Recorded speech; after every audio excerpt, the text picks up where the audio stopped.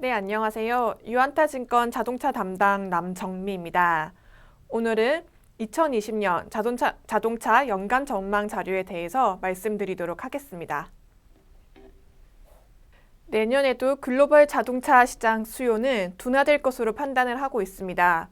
미국, 중국, 그리고 유럽 주요 시장 모두 수요가 정체될 것으로 예상되는 가운데 한국 완성차 업체 역시 양적 성장은 1에서 2.5% 정도로 제한적이다라고 판단을 하고 있습니다. 그럼에도 불구하고 현대차 그리고 기아차의 경우에는 질적인 성장에 따른 이익 증가가 계속될 것이다 라고 판단을 하고 있습니다. 주요 이유는 SUV 라인업 강화 그리고 현대차의 경우 프리미엄 브랜드인 제네시스 브랜드 강화를 통해서 질적인 성장이 발생될 수 있다라고 판단을 하고 있습니다. 저희가 질적인 성장을 검증할 수 있는 주요 데이터로는 글로벌 ASP라고 판단을 하고 있는데요.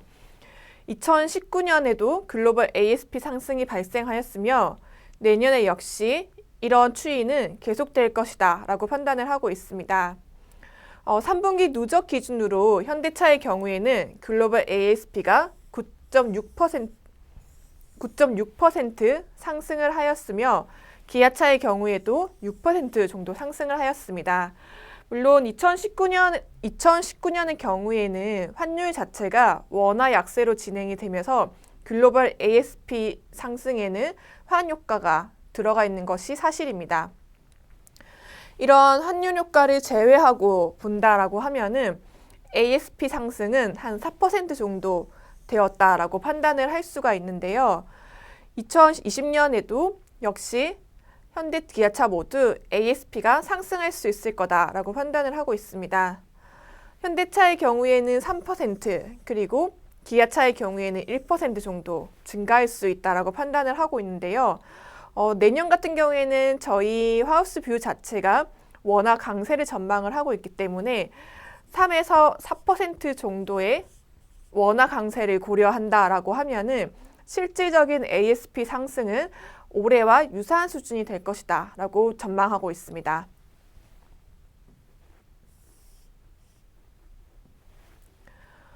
주요 업체 중에서는 현대차를 최선호주로 이제 추천을 드리고 있는 상황입니다.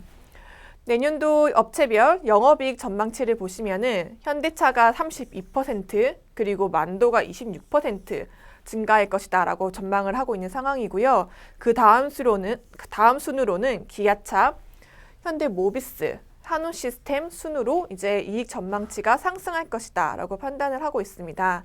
이에 따라서 이익 모멘텀이 가장 강한 현대차를 최선호주로 이제 제시를 드립니다. 현대차의 경우에는 영업이익이 내년도에 32% 증가한 4조 7천억 수준으로 전망을 하고 있습니다. 일단 저희가 내년도에는 환율 자체를 3% 정도 원화 강세로 진행이 될 것이다 라고 판단을 하고 있고 글로벌 판매량 역시 내년도에는 사실 정체되어 있는 수준이다 라고 보고 있습니다. 그럼에도 불구하고 앞서 말씀을 드린 것처럼 SUV 믹스 자체가 비중이 확대되고 있는 가정에 있으며 제네시스 브랜드 역시 GB80 그리고 G80의 신차를 통해서 일단은 제네시스 브랜드도 역시도 강화될 것이다 라고 판단을 하고 있습니다. 그리고 작년의 경우에 품질 비용이 발생되면서 이제 낮은 기저효과로 작용을 하고 있기 때문에 이런 모습에 따라서 실질적으로 영업이익이 증가할 수 있을 거다라고 판단을 하고 있습니다. 차 선호주로는 만도를 제시드리는데요. 만도의 경우에는 중국 지역의 수익성 훼손으로 인해서 전반적으로 기존 대비해서 수익성이 많이 낮아져 있는 상황입니다. 그래서 이런 부분이 기저효과로 작용을 하면서 전년 대비해서 26% 정도 이익이 증가할 수 있을 거다라고 판단을 하고 있고요. 특히나 이제 중국 지역을 중심으로 해서 구조조정을 이제 진행을 했었기 때문에 이런 부분에 따라서 비용 효율화 작업도 진행이 되었습니다. 그래서 비용 효율화 작업이 내년 1분기까지 진행될 부분이 있기 때문에 그런 부분을 고려한다라고 하면은 전반적으로 내년에는 이익 개선이 가능하다라고 판단을 하고 있습니다. 지금까지 말씀드린 거에 대해서 주요 부분에 대해서 간단하게 차트를 보면서 말씀을 추가적으로 드리도록 할 텐데요. 먼저 앞서 말씀드린 현대기아차의 글로벌 ASP와 관련된 부분에 대해서 추가적인 설명드리도록 하겠습니다. 보시면 2018년 이후로 글로벌 ASP가 2019년에 상당히 증가한 것을 저희가 확인을 할 수가 있습니다. 실질적으로 3분기 누적 기준으로 현대차의 경우에는 9.6% 정도 실제로 글로벌 ASP가 상승을 하였습니다. 물론 글로벌 ASP 상승의 주요 요인 중에 하나는 원달러 환율 추이 자체가 원화 약세로 진행이 되면서 이 부분이 이제 수출이라든지 또는 해외에 판매되는 전반적인 가격 자체를 올린 게 사실이긴 합니다. 그럼에도 불구하고 저희는 국내 공장에서 국내 지역으로 이제 출하된 가격을 살펴볼 경우에도 실제로 5% 이상의 이제 ASP가 추가적으로 상승한 모습을 나타내고 있기 때문에 그런 걸로 유추를 해볼 때 실질적인 판매 믹스 개선이 진행이 되고 있다라고 판단을 할 수가 있고요. 추가적으로 미국에서 판매된 이제 USD 달러 기준의 미국 평균 판매 가격을 보시면 현대차 같은 경우에 판매 가격이 상승하고 그리고 판매 인센티브는 하락하는 모습을 볼 수가 있습니다.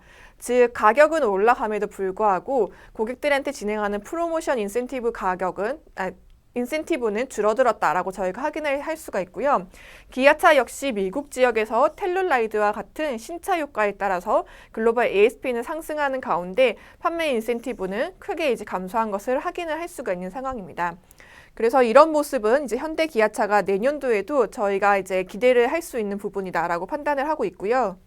추가적으로 현대차의 경우에는 제네시스 브랜드의 강화를 통해서 추가적인 판매량 확대 그리고 ASP 상승을 기대를 하고 있습니다.